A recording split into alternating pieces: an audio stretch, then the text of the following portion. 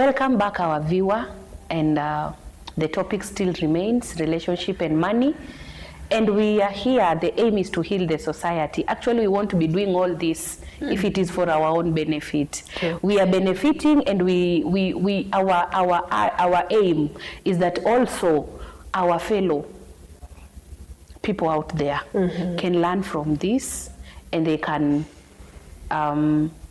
live well in the society, because the goal is to live well in the society. Yes. If you find that you can accommodate someone and you live harmoniously, no bitterness, no fighting, no grumbling, like we can share these resources, and we are all equal. You don't feel you want to be superior than any other person. And I think that is the goal. By the way, it's possible. It's only that human beings are naturally selfish, very selfish.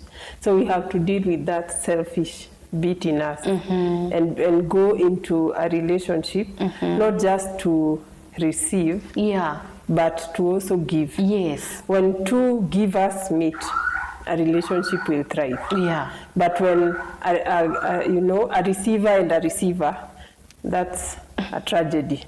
A giver and a receiver, it's still a tragedy. A problem. We need to be two givers. I came into, like this lady came only to receive. The man thought, if I give, then we also don't know from what point he was giving. Was it to find validation? You see, that's another angle to look at it. Why was he just giving and giving? So what informed his giving? So, and maybe that's what led to where they landed at the end. And then something else I would love you to talk about. When someone says he's given or she has given enough, what do we mean by I've given him or I have given her enough or a lot or more? I've given out myself. I've given out everything. How is it? How do we equate enough?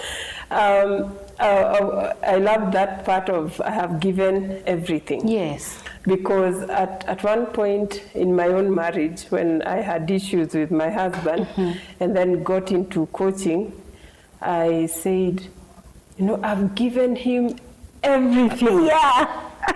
And my coach was quiet, and then she asked, what does everything mean? For the first time, I paused to reflect. After many years of marriage, I paused to reflect. What is everything? Yes.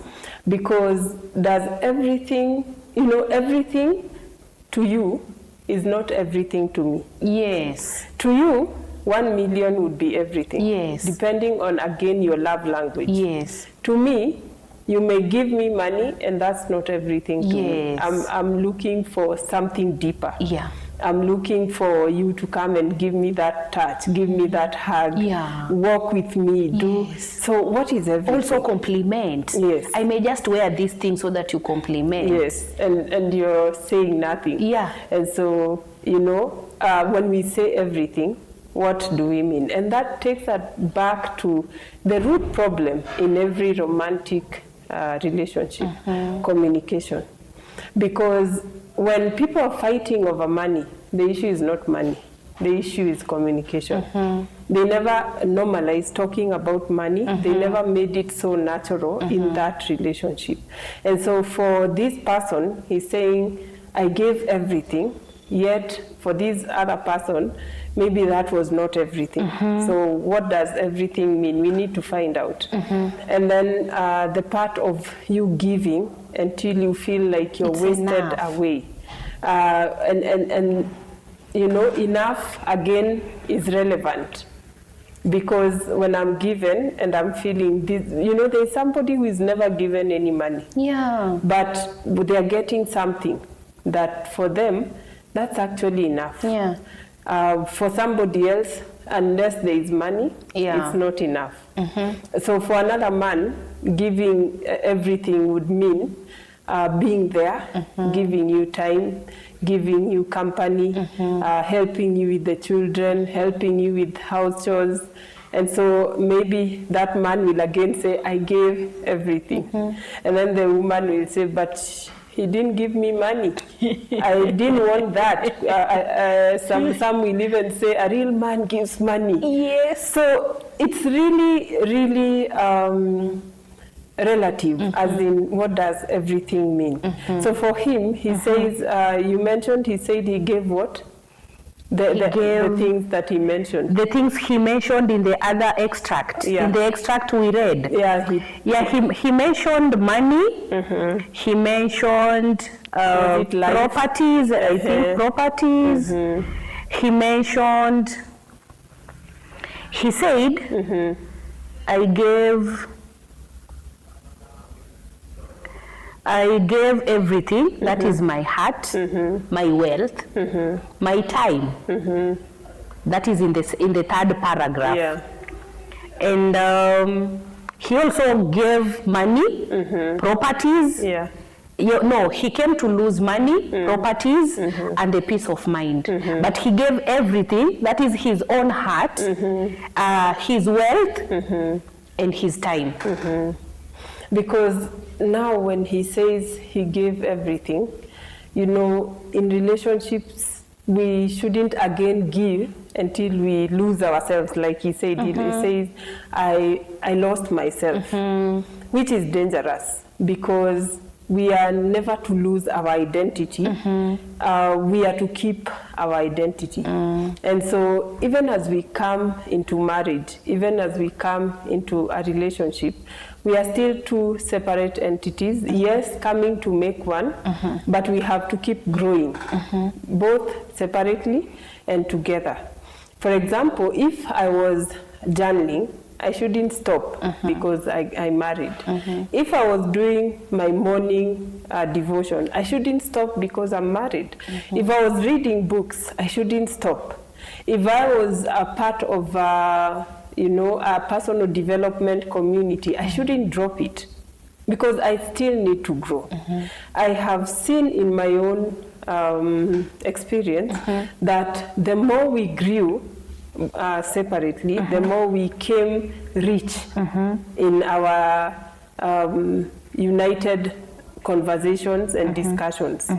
That when I went to my communities and was growing there, and then you came, you tell, oh, this person is growing. I love the angle that they are looking at things. And so that aspect of losing yourself, somebody needs to look at it. You shouldn't lose yourself.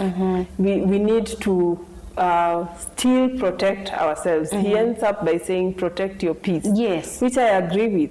Put boundaries, even in our romantic relationships. I have boundaries. There are things I will not, the word disappears. I will not just let go because I have this man in my life. For example, I love working out. Yes. I won't sacrifice going to the gym unless it's very necessary, just to make you happy. Yes. Because this is something that is building me in a way, emotionally, physically. So why should I sacrifice that? And then I will say, I gave everything, my time, I sacrificed my going. It's unhealthy. So some sacrifices we make, we need to check, are they healthy? Okay.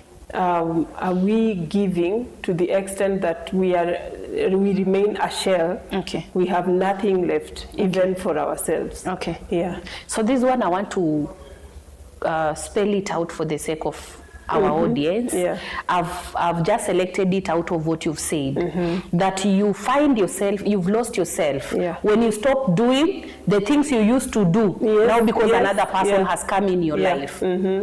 So when you find that now this person is making you stop do the things you used to do, now you're losing yourself. Yeah, because there are things definitely you may stop. There are companies you may not keep anymore. Yeah. But you have to measure and see which ones. Okay. And that is why when we are dating, we have to have this conversation of, I am in this community. Would you be okay if I continued with it? Yeah. This is what I do. This is how my routine looks like. Yeah. For example, I love waking up early. I love reading at least a chapter of a book. I love doing my morning devotion. Now, if this man will want me to stay in bed for him to cuddle me instead of me going there, at the end of the day, I will feel empty. Yeah. I will feel like, because that may not be his lifestyle. That may be mine.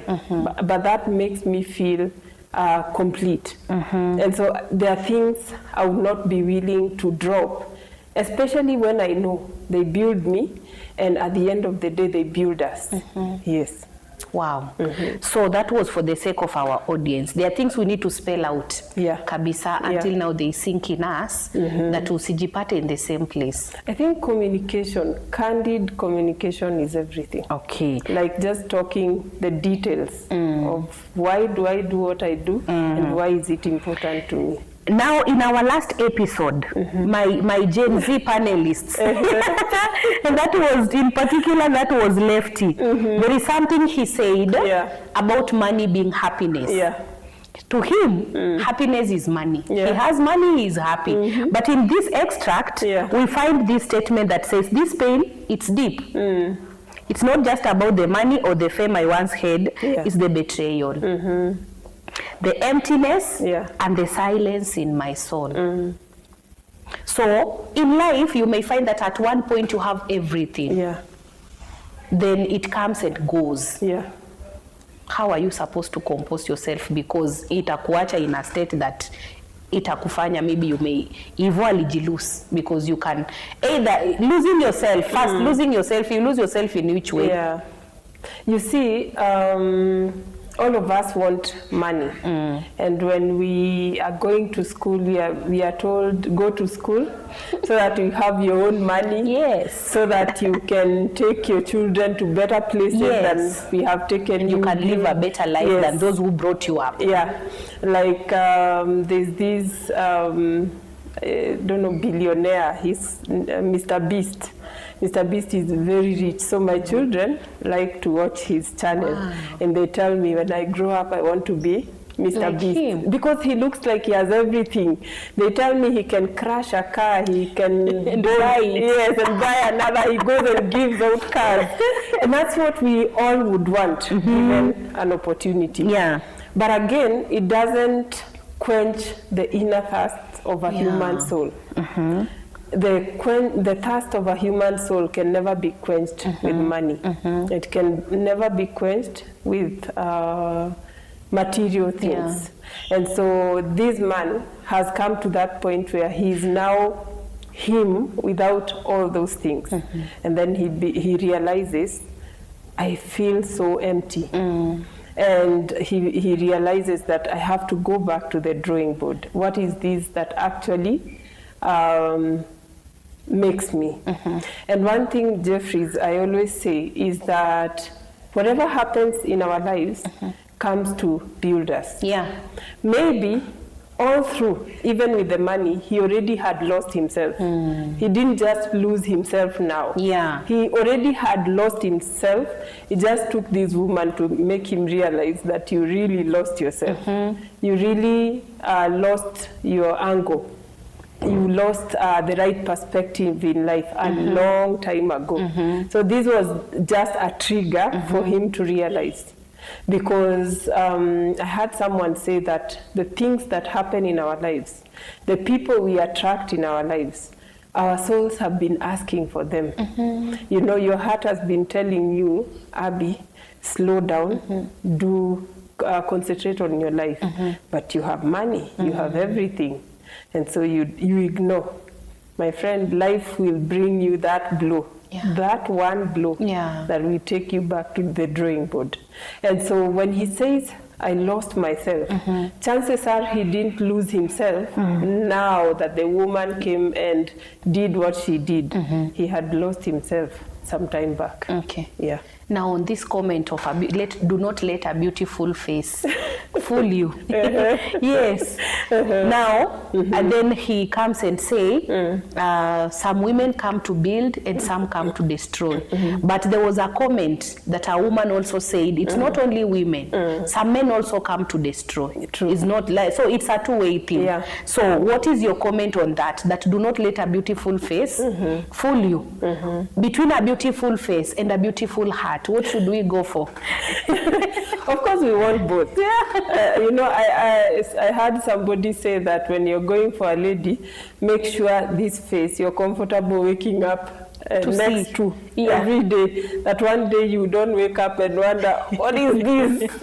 You know, next to me. Yeah. And so we want to get married to this person you're attracted to. Remember, men will always move by sight, what they see every other day. And so that's why we are told we keep improving ourselves. We can't be there with those t-shirts of Omoni Sabuni, you know, and yeah, and all that.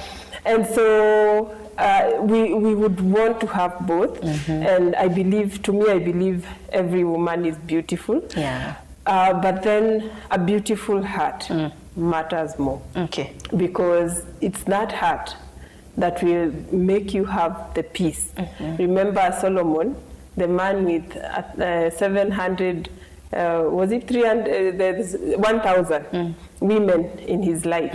And he ends up being very sad. He had seen it all. And he says that it's better to live in the rooftop than with a contentious woman. So you can imagine you have this beautiful face who can never give you peace. I think that's one thing that kills men. So for me, I would say a beautiful face is good, but a beautiful heart will keep the relationship going, and it will give you peace for the rest. You want to come back home to warmth. You want to come back home to somebody you can talk to, somebody who you can share your heart.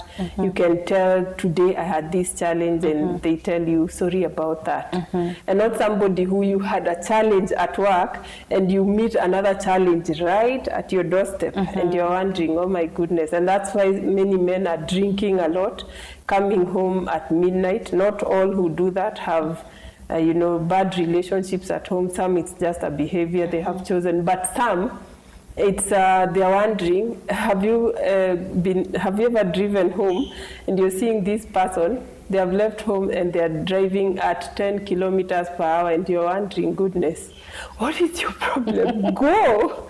Why didn't you stay in the office? But to some of them, where they are going is an issue. So they're wondering, why should I go there? So the slower I go, the better for me. So that beautiful heart is important. Wow. Yeah. And now I want us to check contentment and also settling for mediocrity, because we may want to say that I want to be content with what is in this relationship.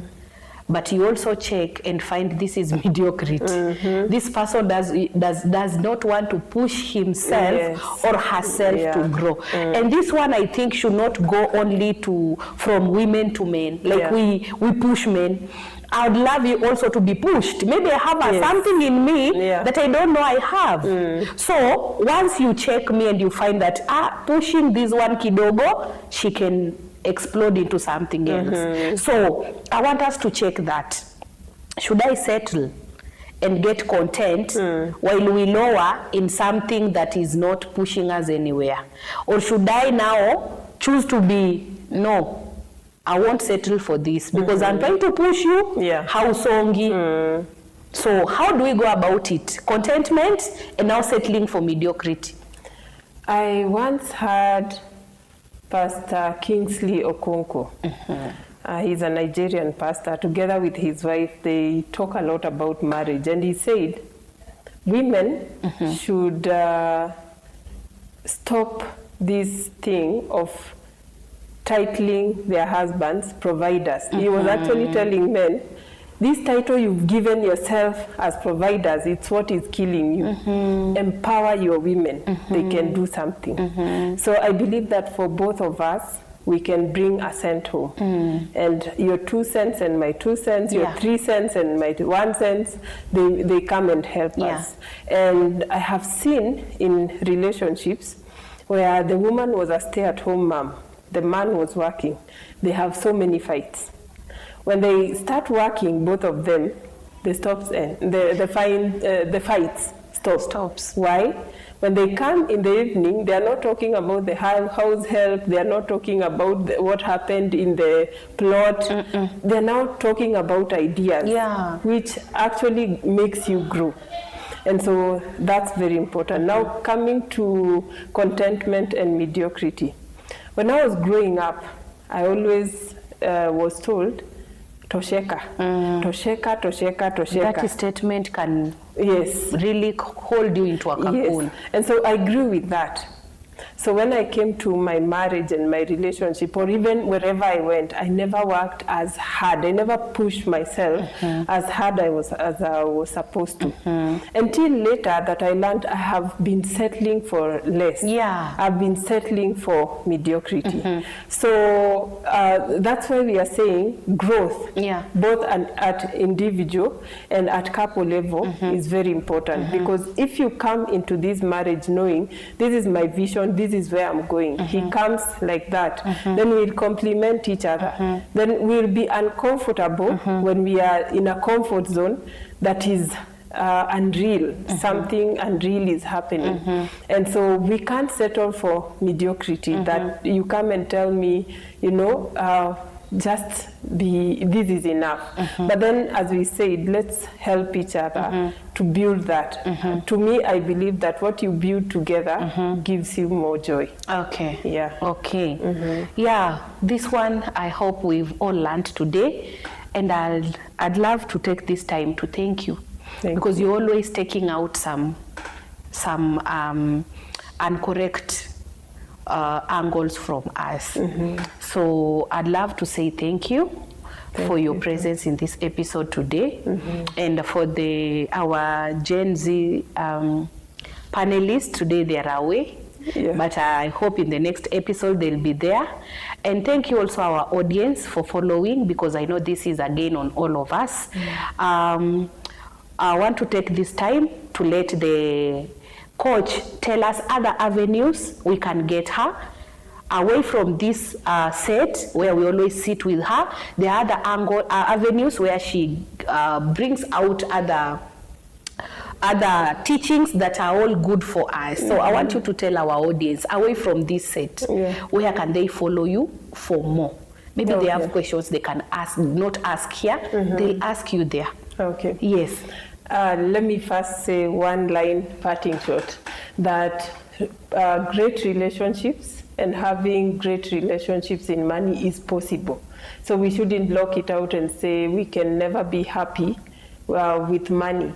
It is possible. We only need to stop being selfish and do things God's way. Wow. So if you want to reach me outside here, my YouTube channel, Coach Blessed Abby, my Facebook, Blessed Abby, and Abby's Holistic Wellness Hub, TikTok, Abby's Holistic Wellness Hub, and my phone number, 0781-248-284, or my email, info@coachblessedabby.com.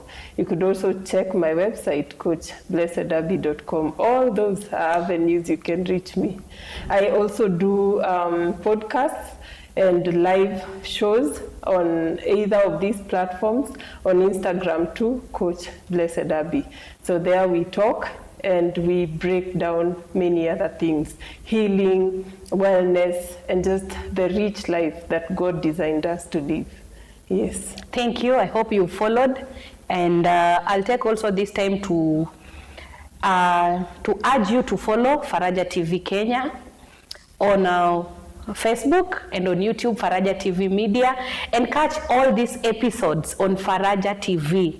It's a free-to-air channel on Pang, and you can follow us every Saturday at 5:30 p.m. to 6:30 p.m. That is when we air all these episodes. So tune in to Faraja TV, follow, let us grow together. Thank you for having us. Send in your comments always on all these platforms, and we are ready to incorporate them in all these episodes that we do. From us to you, we say bye-bye. Thank you for today.